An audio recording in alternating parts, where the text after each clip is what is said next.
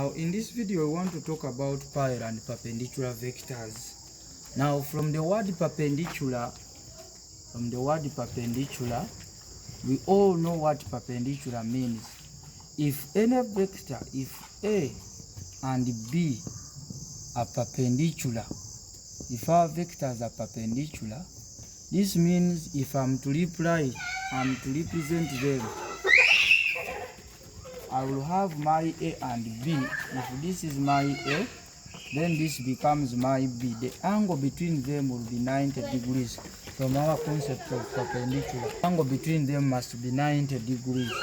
Therefore, if we consider our dot product A dot B, we shall have magnitude of A, magnitude of B. So from our concept of perpendicular, we are saying if A and B are perpendicular, this means if I'm to illustrate them, my A and B, if this is my A, this is my B, I'll have vector A meeting vector B at 90 degrees. Therefore, from our knowledge of dot product now, our A dot B, we are saying is simply given as A dot B will equal to magnitude of A, magnitude of B, cosine of angle between them, which is 90.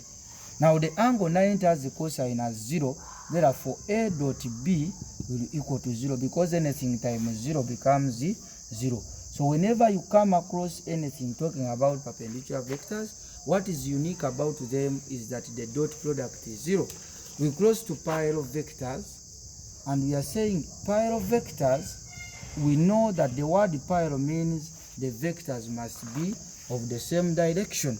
However, in this case, mathematically, for parallel vectors, if A is parallel to B, if A is parallel to B, if A is parallel to B, then mathematically, our A, unit vector of A, will be the same as the unit vector of B.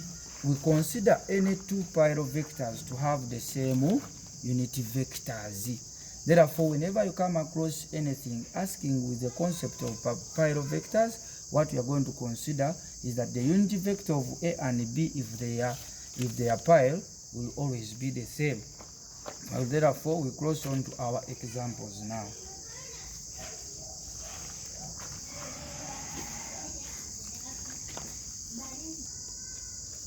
We now cross on to our example.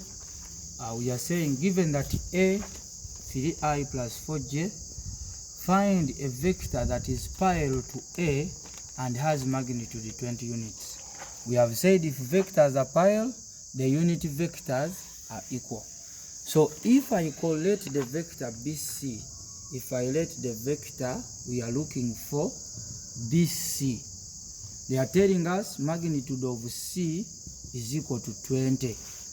And we said our unit vector is going to be given by our A cap will equal to the vector A all over magnitude of A. Also, the unit vector of C, which is C cap, will equal to the vector C divided by magnitude of C. So these two now are equal.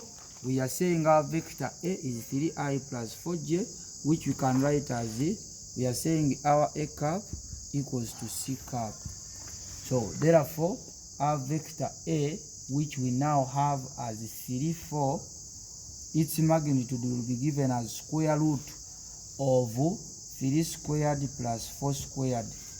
This is equal to the vector C we are looking for divided by its magnitude, which we have been given as 20 units. So from here, if I cross multiply, I'm going to have my vector C being given by 20 into 3, 4 divided by the square root of 9 plus 4, which is 4 squared, which is the square root of 25. Therefore, my vector C will equal to 20 times 3, which is 20 times 3 is 60, and then we shall have 80, or we can simply say we have 60 and 80 all over the square root of 25, which is 5. If you divide this very well, you end up with C as 12, 16. And that becomes the vector C, which is going to be parallel to the vector A. So in case you are told to find, given that a vector and you want another vector pile, you simply use the knowledge of unity vectors and you work out as you have seen.